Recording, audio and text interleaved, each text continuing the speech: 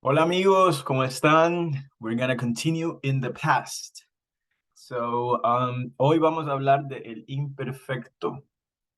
The imperfect is not the preterite.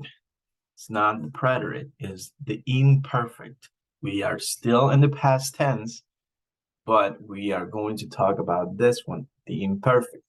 Now, I remember I told you the preterite, it sounds something like somebody did something in the past and is pinned. Let's pretend this is a pin in the past. It was an action that was done and gone.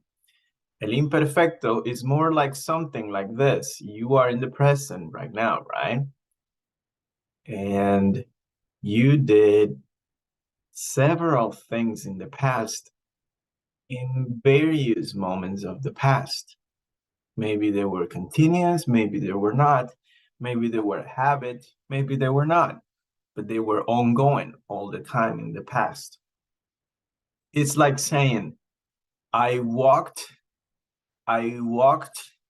yesterday, or I used to walk. You see the difference? I did this, or I used to do. I visited, or I would visit, or I used to visit. So there is a difference, a big difference between the two of them, because one explains an ongoing action in the past, or a habit, or a repetitive action in the past.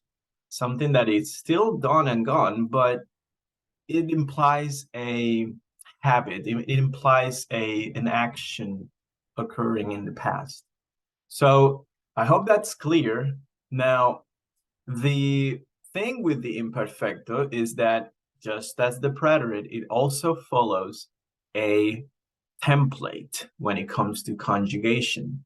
Remember, in Spanish, you can conjugate your verbs, and we have a template for the different kinds of verbs we have. Remember, ar, and ir are the three kinds of verbs that we have. For the matters of this video, we're going to see the regular ar, and ir verbs. So let's take a look at them. Forms of the imperfect. We have an ar, like hablar, to talk, like comer, to eat, and vivir, to live, and ir.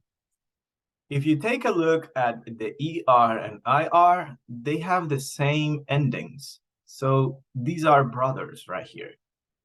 Yo comía, tú comías, él, ella, eso comía, nosotros comíamos y ustedes comían. In Spain, it would also be vosotros comíais for this one in the equivalent of the Latin American Spanish. Let's take a look at IR verbs like vivir. Vivía, vivías, vivía, vivíamos, y vivían. Remember, we're following this order. Yo, tú, the third person singular, nosotros, y ustedes. That's our order right there for all of them. But let's take a look at AR verbs. Something funny happens with AR verbs, and it's something that is easy to remember. Why? Because we introduce a consonant B. Yo hablaba, tú hablabas, él, ella, eso hablaba, nosotros hablábamos, vosotros, for the Spain equivalent of ustedes, hablabais, y ustedes hablaban. And amigos, this template never changes. So anytime you have an AR verb, you will want to use this template. Anytime you want to conjugate an ER or IR verbs, you use these templates right here. Now, some pronunciation hints are the B between vowels, like this one, for example, such as the imperfect ending aba, is pronounced as a soft B sound. So I'm going to tell you what not to do. It's not hablaba, it is hablaba. One more time. It is not hablaba, hablabas, hablaba, like super hard, but it's something soft, something like hablaba, hablabas, y hablaba, o hablábamos, hablaban. It sounds soft. Now, note that the first and third person singular forms are identical for all of the verbs. What is that? First and third person singular? Well, the yo form and the él, ella form are all the same. I don't know if you can notice that right now. There you go. Hope you do. So when context does not make meaning clear, subject pronouns are used. For example, los sábados yo jugaba al tenis y él paseaba en bicicleta. To not make it confusing, we are using a pronoun right here.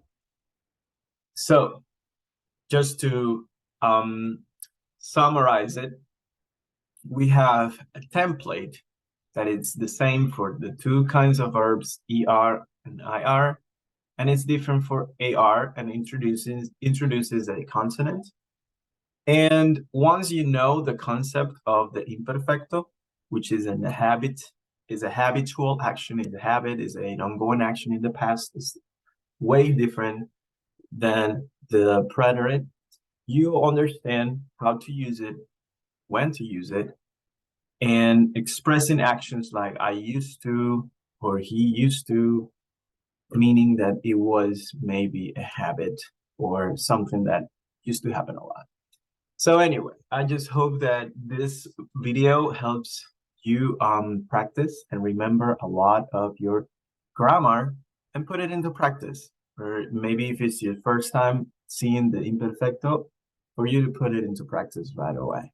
I hope this helps your Spanish journey. I see you later. Chao, nos vemos.